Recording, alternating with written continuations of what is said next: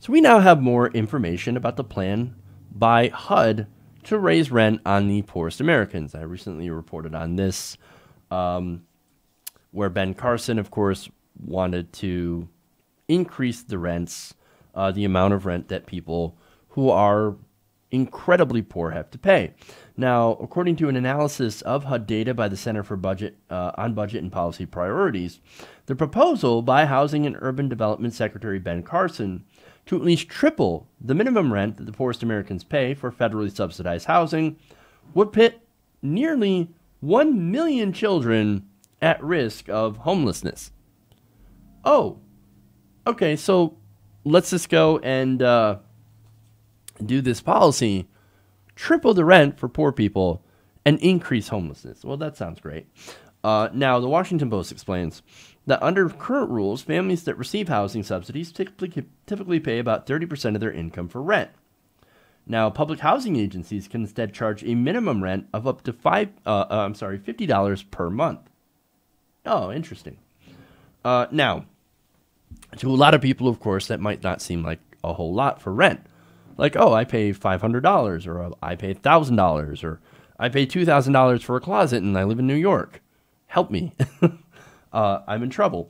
But look, when it comes to the poorest of the poor, $150 is actually quite a bit. People forget that there are a lot of people struggling to make ends meet.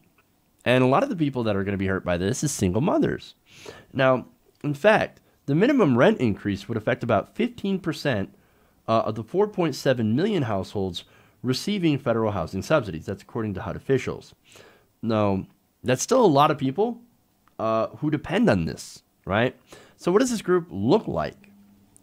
Well, the typical household affected by the minimum rent increase would be a single mother of two earning a median income of, and you'll be shocked at this number, $2,400 a year. A year! $2,400. There are people that make that little in America. That's $200 a month. Now think about that, right? So those are the people that pay $50 in rent per month. Yes, there are millions of people, or I should say thousands of people, hundreds of thousands of people, to be more accurate, that end up paying this amount of money because they make so little. Now, if you get $200 a month and you got to pay $150, well, it doesn't leave much left for anything else. I mean, yes, sure, a lot of these people also get other welfare programs, for example, food stamps, right?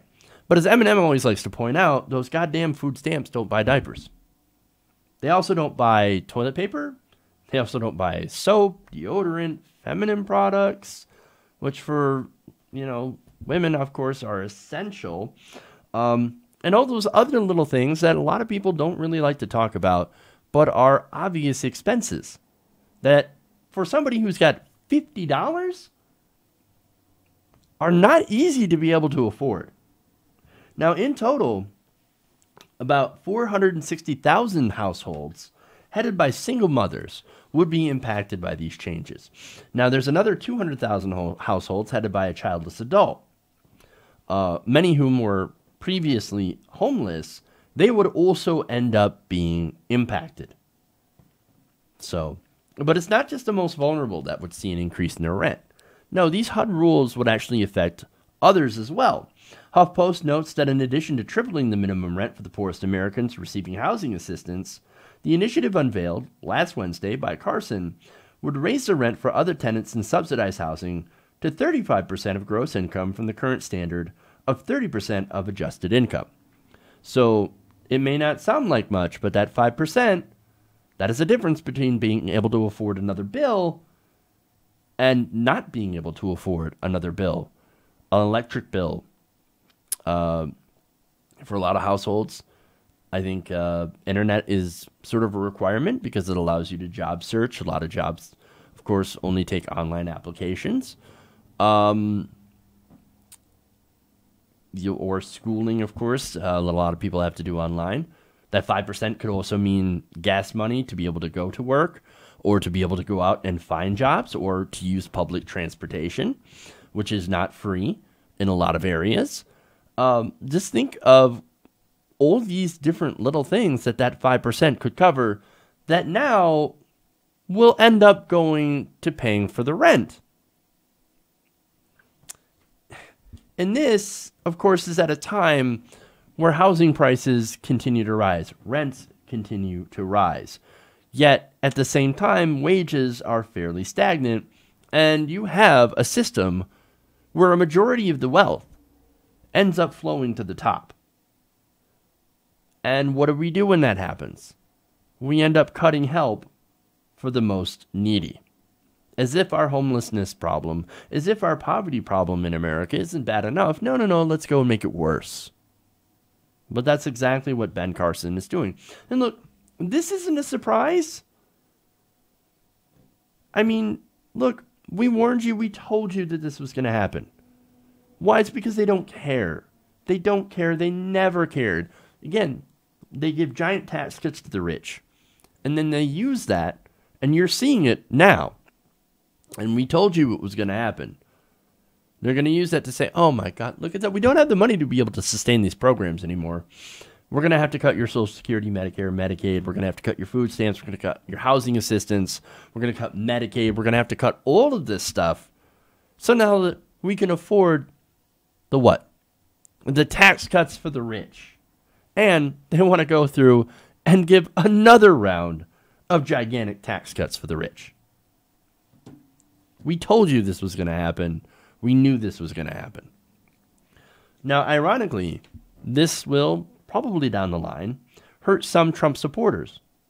There are some exceptions in there in this proposal, of course, where people who over 65 on Social Security don't have to pay the increase for about 6 years. But then in 6 years, they're fucking SOL. Now, those same people, they're on, 65 or older. They're on Medicaid, food stamps, Social Security. They get Section 8 vouchers because they don't make a lot of money. They will end up paying more. Also, we can afford more tax cuts for the rich. Ridiculous. Now, are some of those people Trump supporters? Of course they are. Now, I think the majority, however, of Trump supporters will likely say, no, go ahead and cut this stuff. Doesn't affect me because I'm rich or I'm doing really, really well, which, look, people who voted for Trump skewed more wealthy than people who voted for Hillary Clinton. Let's be fair about that. But there are definitely some Trump supporters who are on these social welfare programs that are going to be hurt.